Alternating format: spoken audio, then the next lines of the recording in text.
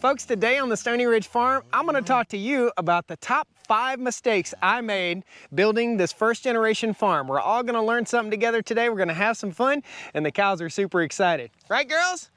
Woo! Come along, let's learn something together today.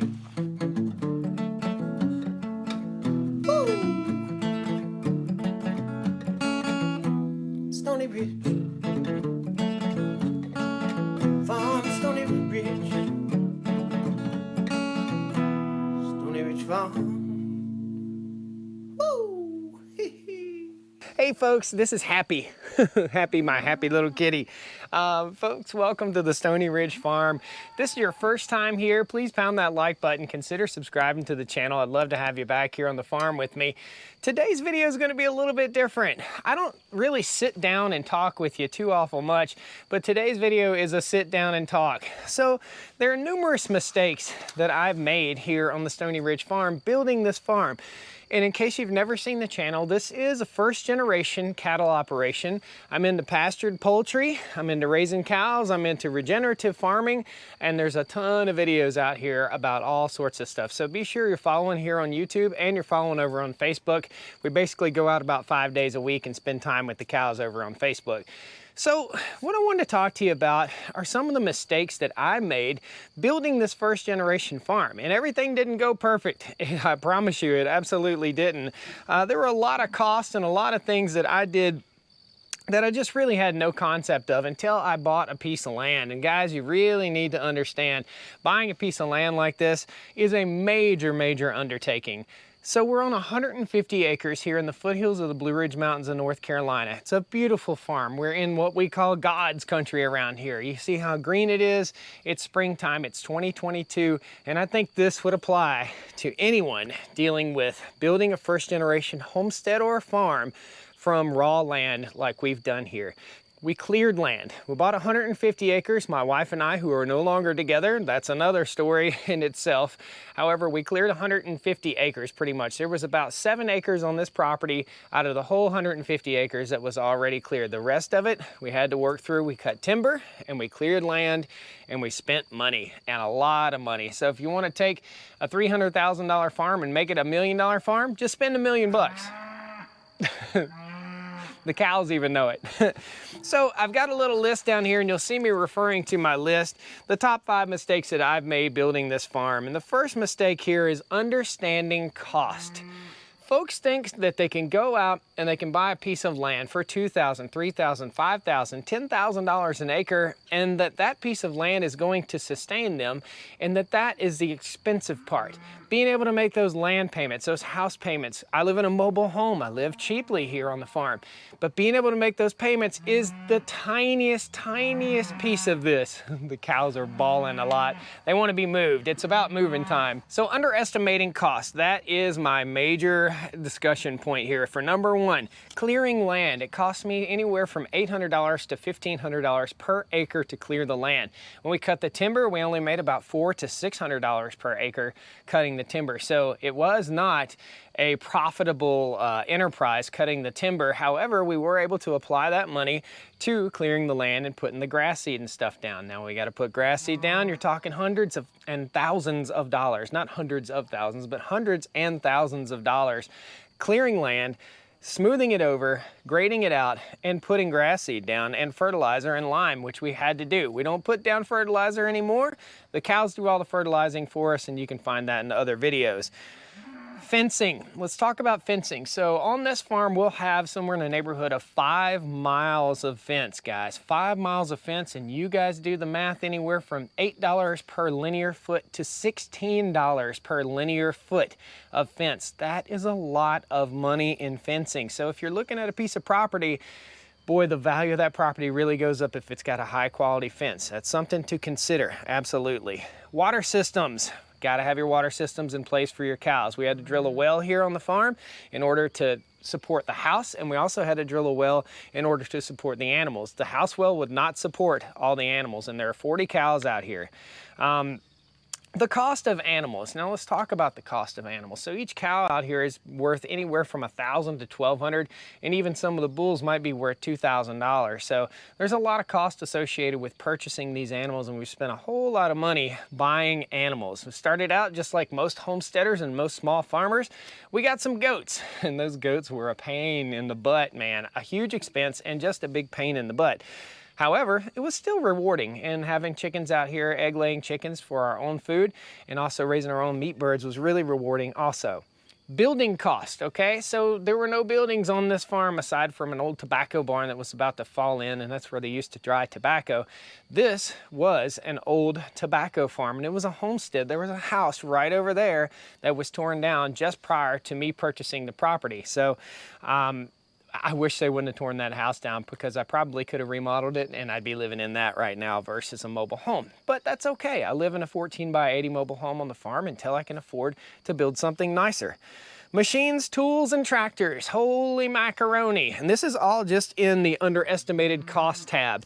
Machines, tools, and tractors. So when I bought this property, I thought I could get by with a 65 horsepower tractor mowing and taking care of this large piece of land, this 150 acres. It's not enough tractor. It really isn't enough tractor. And in a place like this, you need 2 or 3 tractors. You need a spare tractor. You need a big tractor for mowing, and you need a batwing mower so you can get out here, and so you're not running laps around the field with a 5-foot cutter all day, every day, all summer long. You just don't want that, guys. You really don't. So expect to spend, if you're buying a piece of property like this and you don't have a tractor, expect to spend $100,000 on machinery. I mean, just expect that. You need bush hogs, you need scrape blades, you need things to keep your driveway up, you need things to scoop stuff up with. If you're gonna mow hay, you need hay mowing equipment, you need all that stuff. Just hay mowing equipment would probably cost you around $50,000, so it's something to consider. Now, do you want to buy used or new? It's up to you. Oftentimes, if you're buying a used, older tractor, you're buying up somebody else's old, used up problem, okay? So you better have some wrenching skills, and you better learn real quick. If you don't learn real quick, you're gonna be fighting it a whole lot, and you're gonna be paying your mechanic a whole lot of money, which is not a good thing. That's another expense. Number 2, water. And we're not talking about water for the animals. We're talking about water as it pertains to where you place your home and your building and your driveway and your cow fences. Everything is dependent upon water, and we're talking about water as in erosion, okay? So if you put your house on your property, and if you got a homestead and you're buying a place and it doesn't have any kind of infrastructure in place, do this. Go out, look at the land, and build your house on a place where the water falls away from it, both front to back and side to side. Guys, my mobile home here is on the side of a hill, as you can see right here. We had to cut out a little spot, and it's in the wrong place, and there's water. When we get a huge rainstorm, my garage, which is right over here, my little shop building, it floods. There's a flood that runs up underneath the house. There's water troubles. When it rains over an inch, water runs off down this hill and runs over the road. Erosion, erosion, erosion, water, water, water. Think about it. If there's one lesson that you can learn from me today, when you build your house on your raw piece of property or your barn or anything, build it on the top of a mound. And don't mound up dirt and build it. Build it where there's a natural water flow away from that spot. It's very, very, very important. I say that because these are lessons that are expensive to learn, and hopefully this will save you guys some time and some money. Now, number 3, cart before the horse. Putting the cart before the horse. How many of you folks have seen these homesteading YouTubers, these homesteading folks on Facebook, these homesteaders that are out here in your neighborhood, and they got the cart before the horse? In other words, they got chickens and no chicken coop. They got goats, but no goat pen. They got no water system. They got nothing in infrastructure-wise, and the goats are sitting on the back of the pickup truck waiting for a place to go. Don't do that. I made that mistake. We had goats out here on the farm. That was the first animal. Those are a pain in the butt to keep up. If the general rule of thumb with a goat, take a cup of water, build a goat fence, and if you can throw a cup of water through the fence, the goat can get out. So my neighbors called me up. I was at the beach, sitting out on the beach having a cold beverage, relaxing. My neighbor calls me up and says, "Hey man, your goats are on my front porch." What? Yep, my goats were on his front porch. So bank on having the appropriate infrastructure in place for your chickens, for your goats, for whatever animal you decide you want to farm. So do that, have it ready. Don't put the cart before the horse. Don't have the animals on the bed of the pickup truck prior to having somewhere to put them. And there's a lot of people that do that. Post a comment if you've done it yourself. I know you have, a lot of you have. I have, for sure. Number 4, handling equipment. So we've got 40 cows out here. Before I had my 40 cows, I had probably 25 cows and I had no handling equipment here on the farm. You got to be able to run these animals through the chute, whether it's sheep, whether it's goats. You've got to be able to contain these animals and run them through so that you can do wellness checks, health checks, pregnancy checks, so that you can artificially inseminate those animals, so that you can give them any medications they might need. Have that infrastructure in place, guys. And I'm not talking about having some cheap old garbage to run them through. Run them through a nice piece of equipment. We've got a Tartar Farm and Ranch squeeze chute up there with a sweep system. It does fantastic. I will have to expand that for sure.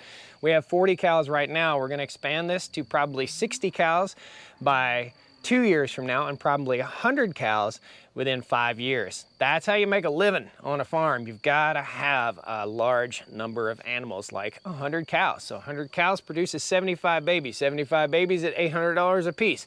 You're not going to make $1 million on a farm like this, but you can easily spend $1 million building a farm just like this. So what else do we have? It's also, if it's your dream, follow your dreams, chase your dreams, and make it work. Find a way and make that work for you, for sure. Let me be inspirational too, not just telling you the things that I did wrong, but follow those dreams and do what makes you happy, for sure, guys. All right, so number 5, and this is the biggie. This is the most important thing that I can tell you that I screwed up when we did the farm, when we built this farm. Water systems. Not having appropriate water systems in place, permanent water systems in place for these animals. That set me back on my intensive grazing program. That set me back on my mob grazing program. That sets me back right now because there's no water right down here at the chicken coop or at the garden. I have water hoses ran all through the woods. That set me back. Now we're in the process right now of building our water systems. At the end of this video, I'll post a link to some of the water system videos. We've got a solar well set up. We've got around 4,600 feet of poly pipe in the ground here on this 150 acres. It is a major, major undertaking. And what happened is I was just pumping from ponds and doing this a simple way, siphoning water, doing it the cheap way. And I understand cheap is great. But once you have this number of animals depending on you, you've got to have your water systems in place. Animals, they just have needs, guys. Cows can drink up to 25 to 30 gallons of water per day in the hot, hot summer. It's important that you have this infrastructure in place prior to getting your animals here, okay?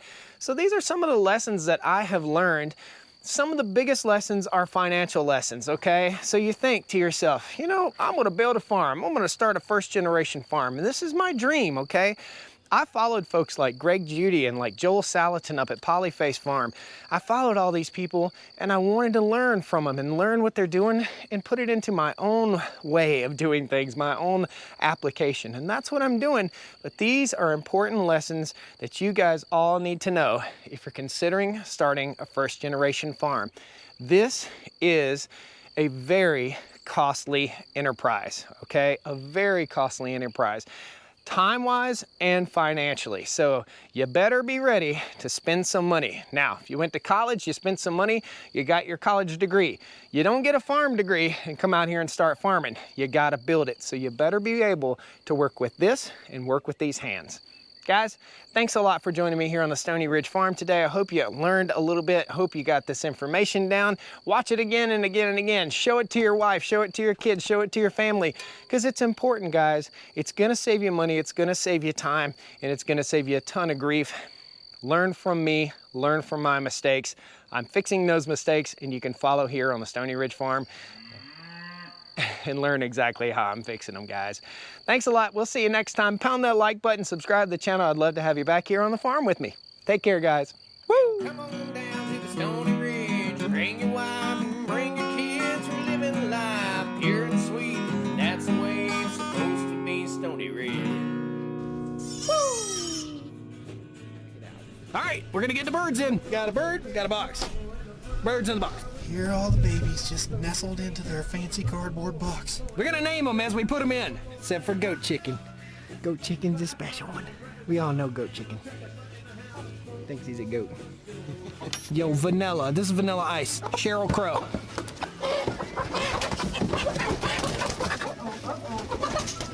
Oh, everybody! Mike Tyson. We're excited. To Snow White, Betsy. Don King. Just learned you could fly, guys. You just learned you could fly. Isn't that wonderful? Roberto. Juliana, Redhead. Marianne, Alfalfa, Powder. And little Jerry Garcia. Woo, woo, chicken. All right, guys, so you've squandered a little more time here with me on the farm. This is Josh, Stoney Ridge Farmer. I thank you for watching. I enjoyed the time we spent together. Please subscribe to the channel.